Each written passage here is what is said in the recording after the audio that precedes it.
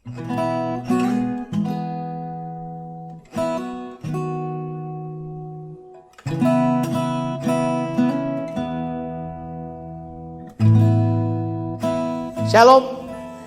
apa kabar? Sudah kelihatan bahagia ya, luar biasa. Oke, kita sekarang belajar firman Tuhan. Mari kita akan membaca di dalam kitab 2 Timotius pasalnya yang pertama, ayatnya yang ke-7. Ya, karena kita masih ada dalam konteks Pentekostal. Ini adalah, kalau saya baca itu, mereka juga merayakan itu adalah Second Pentecost. Ini 2 minggu setelah Pentakosta. Kita akan membahas sedikit tentang Pentakosta. Nah, kita lihat dulu di dalam kitab 2 Timotius pasalnya yang pertama ayatnya yang ke-7 ya. 2 Timotius pasalnya yang pertama ayatnya yang ke-7. Ini ayat yang sudah biasa kita baca. Ayat ini bukan ayat yang baru buat kita. Saya telah mengajar banyak dari ayat-ayat ini buat kita sekalian. Tapi sekarang dalam konteks Pentakosta kita akan melihat ayat ini sekarang. Sebab Allah memberikan kepada kita bukan roh ketakutan, melainkan roh yang membangkitkan kekuatan, kasih dan ketertiban. Jadi janganlah malu bersaksi tentang Tuhan kita. Dan janganlah malu karena aku seorang hukuman karena dia. Melainkan ikutlah menderita bagi Injilnya oleh kekuatan Allah. Jadi konteks dari ayat ini adalah tentang Roh Kudus yang diberikan buat kita. Atau roh yang diberikan buat kita. Karena memang roh yang ditulis, kalau bisa ditaruh di depan, 2 Timotius 1 ayat yang ke-7. Thank you, Ica. Ya, itu sebenarnya punya pengertian adalah rohnya itu kan bukan roh besar ya. Roh kecil kan ya. Rohnya bukan Roh Kudus yang dimaksud situ, tapi itu adalah roh manusia yang telah diperbaharui oleh Roh Kudus. Itu penting kita ketahui. Jadi roh manusia yang telah diperbaharui oleh Roh Kudus, atau kalau kita pakai bahasa yang kita mengerti adalah roh kita yang telah didiami oleh Roh Kudus. Nah, mari kita bahas dulu hal ini pertama, bahwa prinsip yang pertama yang harus kita ketahui bahwa roh kita ini adalah tempat kediaman Roh Kudus. Jadi waktu saudara diselamatkan, pertama yang terjadi, waktu orang percaya kepada Tuhan, ini yang terjadi. Roh mereka diperbaharui.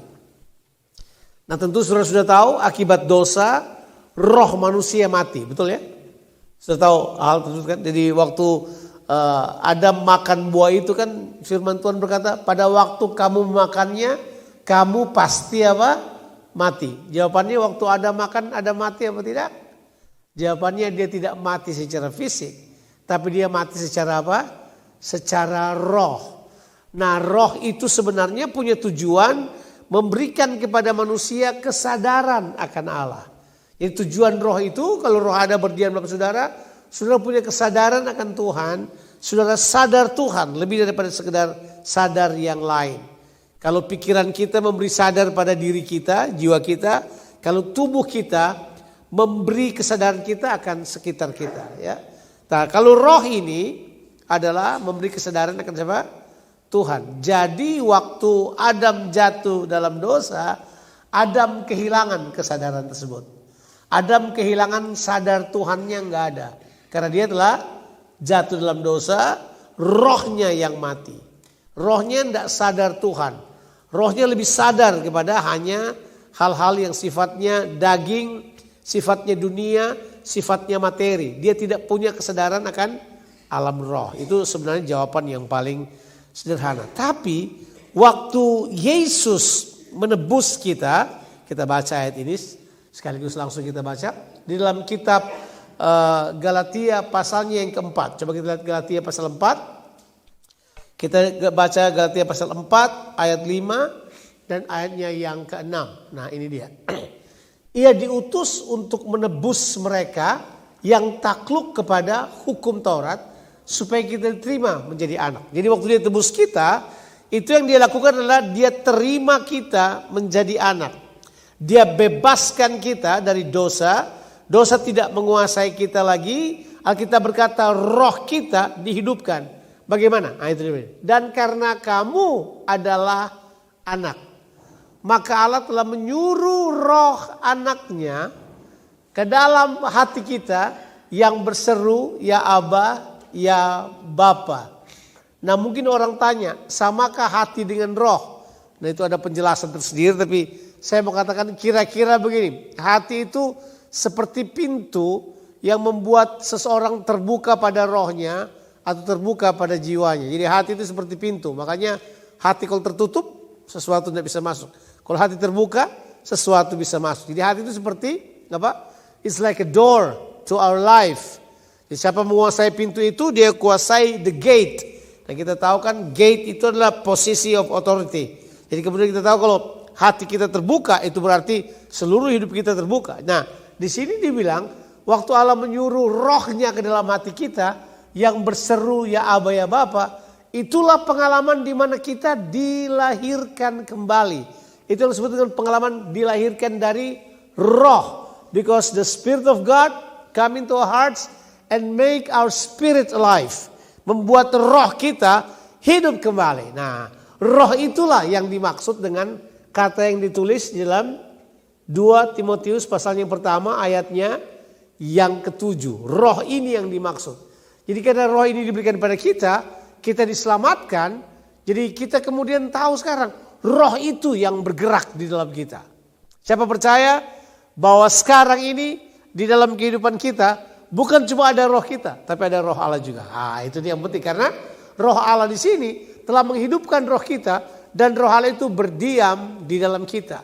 Yesus yang berkata bahwa Roh Kudus itu datang dan dia akan berdiam di dalam kamu selamanya. Jadi Roh Kudus, jadi jangan punya anggapan, itu saya pikir itu anggapan agama itu yang berkata bahwa Roh Kudus itu datang, kalau kita berbuat dosa Roh Kudus pergi.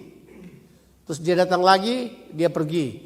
Itu bukan Roh Kudus, itu tukang parkir kayaknya atau apa tukang susu yang datang pagi atau tukang pos. Enggak, Roh Kudus itu datang dan berdiam dalam kehidupan kita. Berarti Roh Kudus dengan roh kita telah menjadi apa? Satu. Sekarang berdiam di dalam saudara. Makanya sekarang saudara punya kesadaran akan Tuhan. Sudah sadar akan ini maunya Tuhan. Sudah sadar ini tuntunan Tuhan. Dan itu adalah hal yang luar biasa terjadi buat kita. Nah Paulus selebihnya memberikan kepada kita pemahaman bahwa roh yang diberikan pada kita itu bukan roh ketakutan. Sebenarnya terjemahan bahasa Inggris lebih cocok. Itu kata yang dipakai lebih itu. Not the spirit of cowardness. Coward itu apa ya? Penakut. Tapi lebih cenderung bukan penakut biasa kalau coward kan. Coward itu penakut, ya itu pengecut. Lebih kepada apa ya? Bukan misalnya takut gelap, takut jatuh dari pesawat, bukan itu kali ya. Bayangkan kalau saya takut jatuh dari pesawat, kapan saya terbang ya? Coba ya. Ada yang takut ketinggian, ada yang takut macam-macam. Tapi ini dibilang coward di sini punya pengertian adalah takut bertanggung jawab sebenarnya. Aneh. Takut ini adalah takut menerima tanggung jawab. Yang saya perhatikan kata coward itu punya pengertian adalah takut memegang tanggung jawab, takut menerima tanggung jawab. Nah ini yang kita bilang Roh Kudus sudah kayak gitu. Roh Kudus memberikan kepada kita sebuah keberanian untuk mengambil tanggung jawab. Sebuah keberanian untuk kemudian berkata begini, hey, I will stand before what I believe. Saya akan berdiri di atas apa yang saya percayai. Sebab mempercayai sesuatu itu melibatkan tanggung jawab. Itu betul kan? Kita bertanggung jawab pada apa yang kita percayai. Dan itu betul. Ditulis di ayat yang kita baca ini bahwa roh yang diberikan kepada kita bukan roh penakut. Bukan roh pengecut. Bukan roh yang menolak tanggung jawab. Tapi roh yang berani mengambil tanggung jawab tersebut. Coba kita lihat di dalam kitab Roma pasal 5. Kita lihat Roma pasal yang kelima. Ide dari pemahaman ini ada di sini. Roma pasal 5. Kita baca ya. Kita baca dari boleh dari ayat pertama. Boleh ayat pertama sampai ayat yang kelima kita baca supaya saudara paham. Di sini kemudian sebenarnya Roma 5 ayat 1 sampai 5 ini memberitahukan pada kita perjalanan orang percaya di dalam iman mereka. Coba kita baca ya. Sebab itu kita yang dibenarkan oleh iman, kita hidup dalam damai sejahtera dengan Allah oleh karena Tuhan kita, Yesus Kristus. Jadi kita ini didamaikan dengan Tuhan. Oleh Dia, oleh Kristus kita juga beroleh jalan masuk oleh iman kepada kasih karunia ini. Di dalam kasih karunia ini kita berdiri dan kita bermegah dalam pengharapan akan menerima kemuliaan Allah. Dan bukan hanya itu saja, kita bermegah juga dalam apa? Kesengsaraan kita. Siapa mau bermegah dalam kesengsaraan? Salah pertanyaannya. Maksudnya sederhana aja. Siapa yang takut dengan kesengsaraan? Itu cowards itu. Itu cowards yang takut pada kesengsaraan itu adalah cowards. Karena kesengsaraan itu sebagai orang percaya, kesengsaraan itu adalah apa? Bagian dari panggilan kita. Itu adalah bahkan saya sebut sebagai adalah tanggung jawab dari iman kita sebenarnya itu.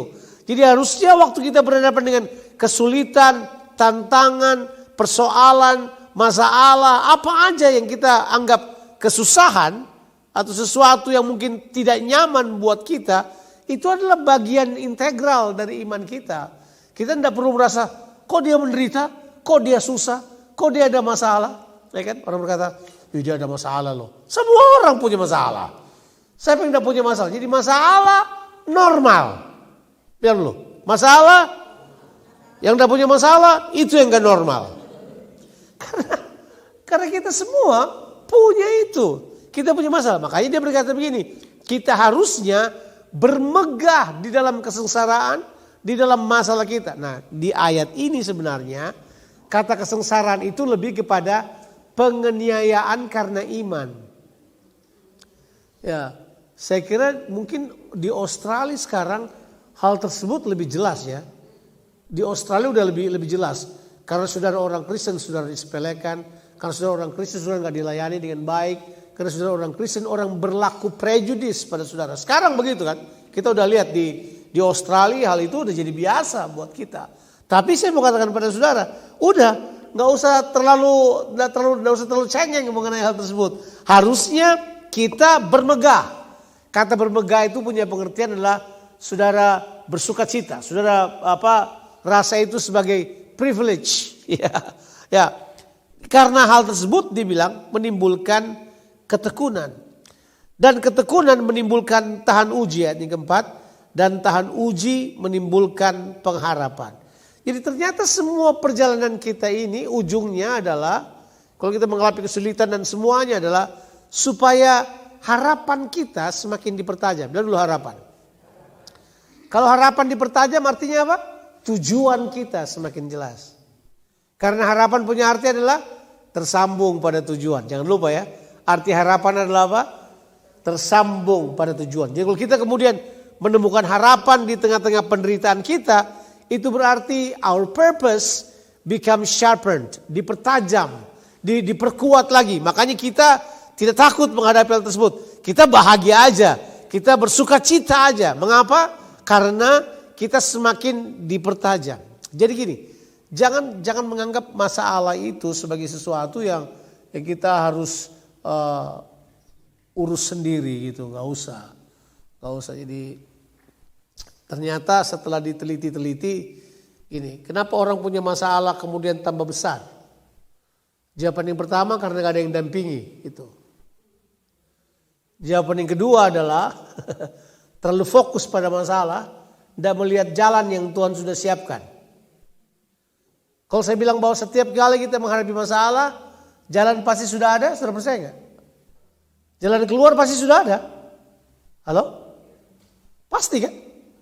Pasti nggak ada jalan keluar. Tapi kenapa orang kemudian lebih fokus pada masalah daripada jalan keluar? Fokus kita sebenarnya bukan itu. Fokus kita sebenarnya adalah apakah yang menjadi kehendak Tuhan pada situasi itu. Kadang-kadang kita mencepat-cepat keluar dari masalah, cari keluar gimana? Ke counselor, pergi ke dokter, pergi ke semua. Kita mau semua masalahnya cepat selesai. Padahal Tuhan berkata, hey, it's okay. Biasa aja. Kalau kamu bisa melihat Tuhan di tengah-tengah masalahmu, selesai masalahmu. Itu penting. Tapi kan kita nggak mau. Kita nggak mau lihat Tuhan dalam masalah itu. Itulah sebabnya kita nggak tahan uji. Kita gampang lari kepada pertolongan lain yang kita anggap lebih reliable, ya kan? Iya. Kita lari pada pertolongan orang lain, orang tertentu yang kita anggap lebih reliable.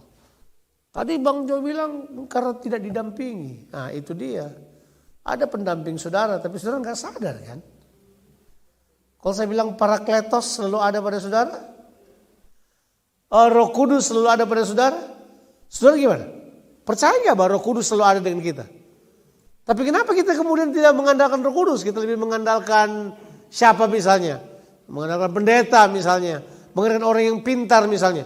Sekarang kan orang lebih mengandalkan suara dari YouTube misalnya atau suara dari TikTok misalnya. Why you have that ideas ya? Saya kira penggiringan ide ini yang telah membuat kita lebih desperate di dalam waktu kita menghadapi masalah dibanding orang-orang yang berdiri teguh percaya bahwa selalu ada pendamping buat kita. Saya percaya Roh Kudus selalu ada dengan kita. Ada. Susah senang dia ada. Cuma kan karena kita tidak membangun kesadaran, lebih gampang kita terpesona dengan apa yang ada di luar kita. Sehingga kita kurang menghargai Roh Kudus yang sudah selalu mendampingi kita. Sudah selalu menyiapkan dirinya untuk kita. And let me tell you this, the Holy Spirit is always available for you. Always. Day in, day out. Every time of your life. Every difficulties that you face. Dia selalu ada dengan saudara. Dia tidak pernah berkata gini, enggak, hari ini saya tidak mau temani Jonathan, saya mau liburan dulu sebentar. Enggak, dia enggak berpikir begitu. Roh Kudus tidak punya day off by the way. Dia mendampingi saudara selama-lamanya, itu kata Alkitab. Oke? Nah sekarang saya mau baca ayatnya yang kelima. Pengharapan atau tujuan kita tidak mengecewakan. Karena kasih Allah telah dicurahkan di dalam hati kita oleh siapa? Oleh Roh Kudus yang telah dikaruniakan kepada kita. Itu yang disebutkan di ayat yang kemudian kita baca di 2 Timotius 1 ayat yang ke-7. Dia berikan kepada kita bukan roh yang ketakutan tetapi apa? Kasih. Coba kita lihat. 2 Timotius 1 ayat 7 lagi. Melainkan roh yang membangkitkan kekuatan apa? Kasih dan ketertiban. Wow. Jadi sebenarnya waktu Roh Kudus datang, dia berikan kekuatan. Jangan lupa kekuatan. Kekuatan ini kata yang dipakai adalah kuasa, bukan wibawa, bukan authority, tapi power. Jadi ini power. Jadi sedang berbicara tentang dunamos power. Ini kuasa, kemampuan. Kemampuan untuk berhadapan dengan apapun. Jadi ada dunamos di dalam kita. Kemudian yang kedua diberitahukan bahwa dia berikan kepada kita kasih. Itu kasih. Tapi kemudian yang ketiga adalah ketertiban. Ternyata ketertiban itu lebih kepada pikiran yang sehat. Sound mind. Sophroneo bahasa Yunaninya. Sophroneo itu punya pengertian pemikiran yang sehat. Bilang dulu pemikiran yang sehat. Pernah ketemu orang yang pikirannya gak sehat?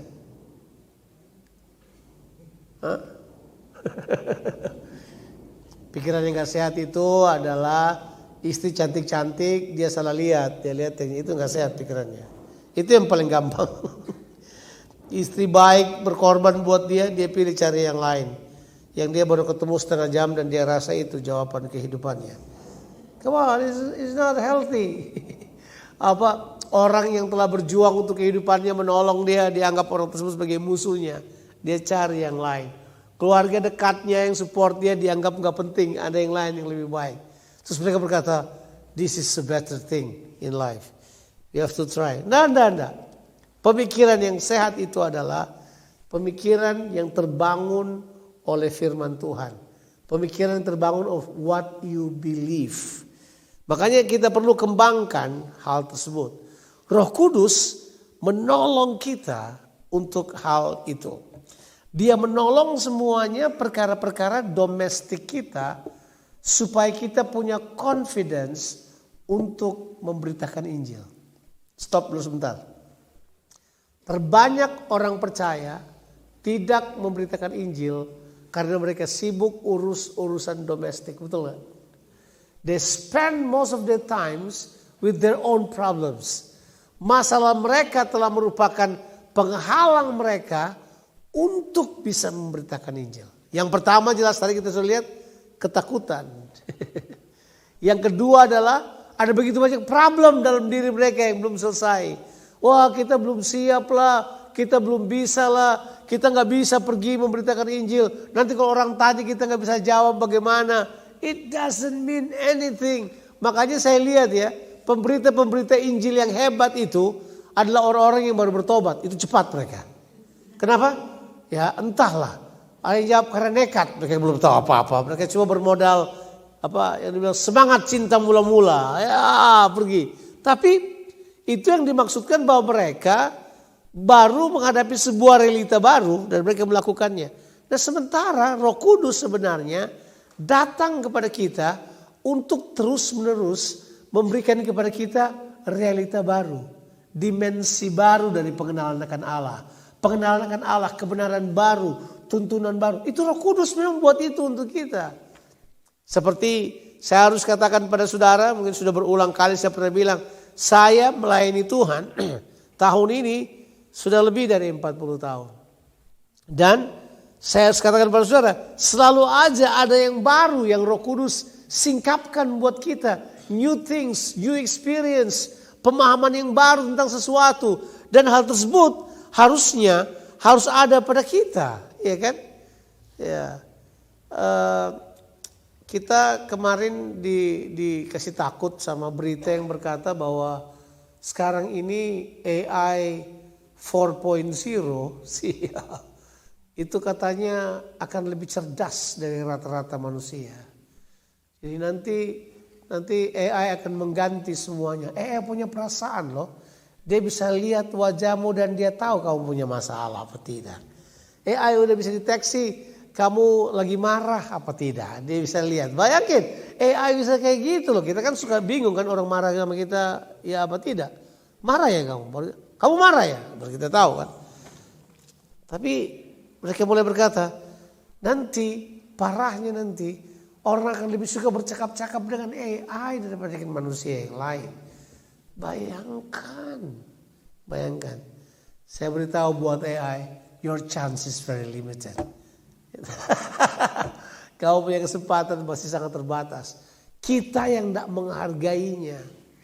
Kita yang kadang-kadang terlalu merasa menderita, merasa tidak diperhatikan, kita kecewa pada keadaan kita.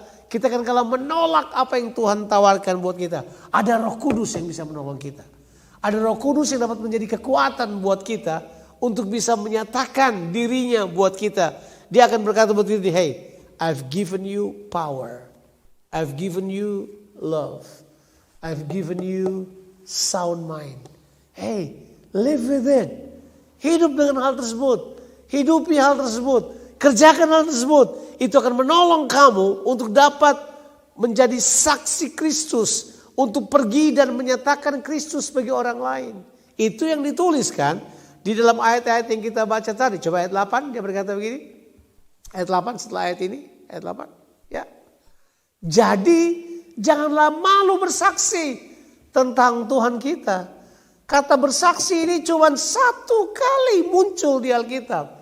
Yang lain lebih banyak menjadi saksi. Kalau ini bersaksi. Jadi ini satu-satunya kata yang berkata kamu harus bersaksi. Padahal kalau kita penuh Roh Kudus kita harus jadi apa? Menjadi saksi. Kalau ini adalah bersaksi. Artinya jangan malu menjadi orang yang menceritakan bahwa saya telah mengalami hal ini. Saya telah mengalami pengalaman bersama Roh Kudus. Saya telah mengalami pengalaman bersama Tuhan. Itu adalah hal yang penting.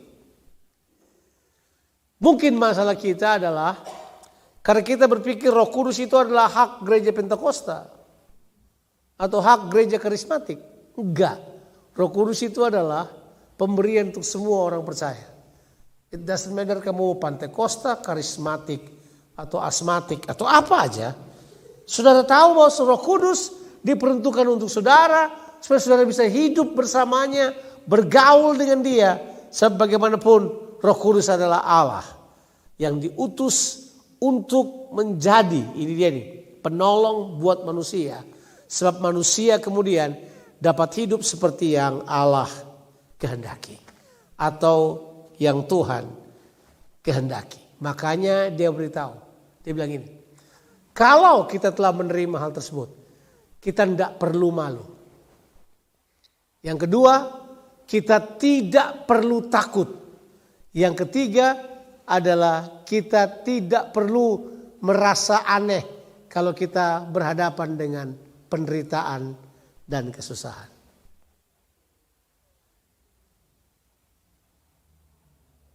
Dosen saya pernah berkata kepada saya, bagi orang yang terbiasa sakit, penderitaan bukan masalah. Tapi dia juga berkata ini, tapi kalau orang sakit terus tidak sembuh-sembuh, itu berarti dia tidak pernah menemukan apa yang disebut dengan redemption of the soul. Ada banyak orang mengambil kesakitan sebagai alasan untuk maju, betul tak? Betul ya? Pernah ya mungkin film Korea ajarkan kita hal tersebut banyak. Atau film-film silat Cina gitu kan. Terus ditanya waktu dia sudah berhasil dia berkata ini.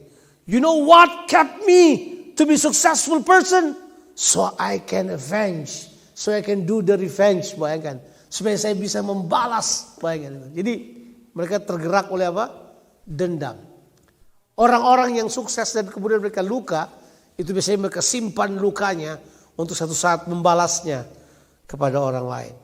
Cerita di Alkitab narasi sudah sangat banyak tentang orang-orang yang berhasil tapi mereka penuh dengan pengampunan. Berarti apa? Mereka bisa sukses tapi mereka bisa mengalahkan sakit di dalam hati mereka. Apa itu? Mengalahkan kepedihan dalam hati mereka. Roh Kudus datang untuk menolong kita. Ayat yang kita baca ini menunjukkan bahwa Roh Kudus bukan cuma terlibat kepada hal-hal yang kelihatannya besar, tapi Roh Kudus juga terlibat dalam hal-hal kecil. Ketakutan-ketakutan kita. Penolakan-penolakan kita kepada penderitaan. Penolakan-penolakan kita untuk kemudian masuk kepada penderitaan seperti Kristus. Keengganan untuk mengambil tanggung jawab. Ternyata Roh Kudus datang untuk menolong kita pada situasi-situasi yang seperti itu. So, kesimpulan. Bergaullah dengan Roh Kudus. Bergaul. Hargai dia. Ada orang yang berkata begini. Kan kita harusnya cuma Yesus aja yang penting kan. Roh Kudus enggak penting. Ternyata enggak. Di Alkitab Paulus memberikan saran. Nah ini kita perlu baca. Kita baca yuk. Ayat yang terakhir dari saya. Ya. Di dalam kitab Efesus pasalnya yang keempat. Kita baca ayatnya yang ke-30 dan 31. Atau kita boleh baca sampai akhir daripada ayat tersebut. Dan janganlah kamu mendukakan Roh Kudus Allah yang telah memateraikan kamu menjelang hari penyelamatan. I don't know why this verse there, tapi ayat yang sepadan dengan ini kita juga boleh baca. Tapi tahan ayat ini sebentar ya. Dalam kitab 1 Tesalonika pasalnya yang ke-5, coba kita lihat ayat ini lagi. Hanya untuk tunjukkan pada saudara. Ya, di dalam ayatnya yang ke-19, itu satu kata sepotong pendek aja. Janganlah padamkan roh. Padahal kata padam itu hanya untuk api ya. Tapi kenapa roh disamakan dengan itu? Kata itu dipadamkan. Janganlah padamkan roh. Dan janganlah anggap rendah nubuat-nubuatan. Berarti sudah menunjuk kepada karunia-karunia Roh Kudus yang seringkali bekerja dalam kehidupan kita. Di dua ayat ini sepertinya Paulus mau beritahukan kepada kita. Do not stop the work of the Holy Spirit in you. Jangan hentikan karya Roh Kudus bekerja dalam kehidupan saudara. Jangan. Izinkan dia bekerja. Apa yang dia kerjakan di 2 Timotius 1 ayat yang ke-7 harusnya kita terus bawa dalam kehidupan kita. Kita harus mengerti itu. Dan saudara bisa pakai ini di mana aja. Di tempat pekerjaan saudara, dalam kesulitan saudara. Hey, Roh Kudus ada dengan saudara. Why don't you consult him? Why? Why don't you talk to him? Why don't you ask him something? Dia adalah penolong yang diberikan oleh Tuhan. Dia akan berjalan jika dia bersama dengan kamu. Kata Parakletos kan punya pengertian apa? To come alongside. Untuk ada bersama dengan kita. Berjalan dengan kita. So we always have partner. We always have a bigger brother. Selalu ada di sebelah kita. Selalu ada Roh Kudus yang setia sekali untuk consult kita, menjawab masalah kita, beritahu jalan keluar buat kita, menolong kita dalam kesulitan. Dia selalu ada dengan kita.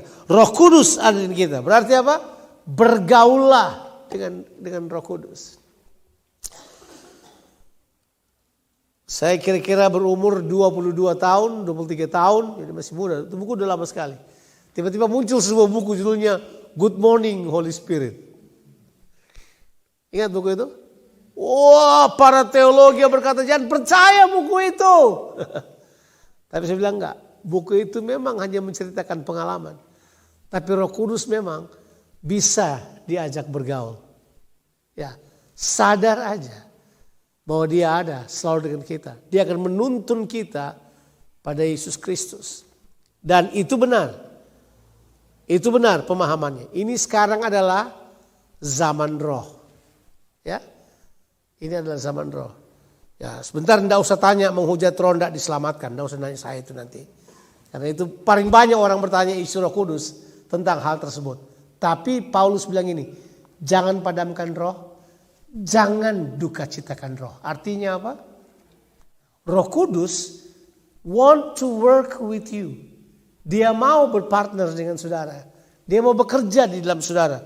Untuk saudara mencapai semua tujuan Tuhan dalam kehidupan saudara. Kembali ke Efesus 5 tadi mungkin lebih masuk akal itu. Itu kata ditulis dengan hati-hati sekali. Ditulis dengan hati-hati. Coba Efesus 4 ayat 30 John, sebelum ini. Dan janganlah kamu mendukakan Roh Kudus Allah yang telah memateraikan kamu menjelang hari penyelamatan. Materai itu tanda pemilikan. Bilang lu materai itu tanda pemilikan. Jadi kalau seorang dimaterai, itu kan kata materai itu seperti stamp, gambar sesuatu. Seperti kalau cattle, itu ada apanya? Ada capnya itu seperti materai. Dicap sebagai hari pemilikan menjelang hari penyelamatan. Alkitab bilang Roh Kudus yang mengerjakan hal itu untuk kita. Selebihnya adalah keputusan kita. Roh Kudus tersedia buat kita, dia diberikan buat kita, dia selalu ada dengan kita. Sekarang bagian kita. Kita mau izinkan dia bekerja sama dengan kita enggak? Kita mau izinkan dia berbicara pada kita enggak? Kita mau izinkan kita bergaul dengan dia. The choice are ours. Pilihannya ada pada kita. Tuhan Yesus memberkati kita sekalian. Amin. Mari kita berdoa.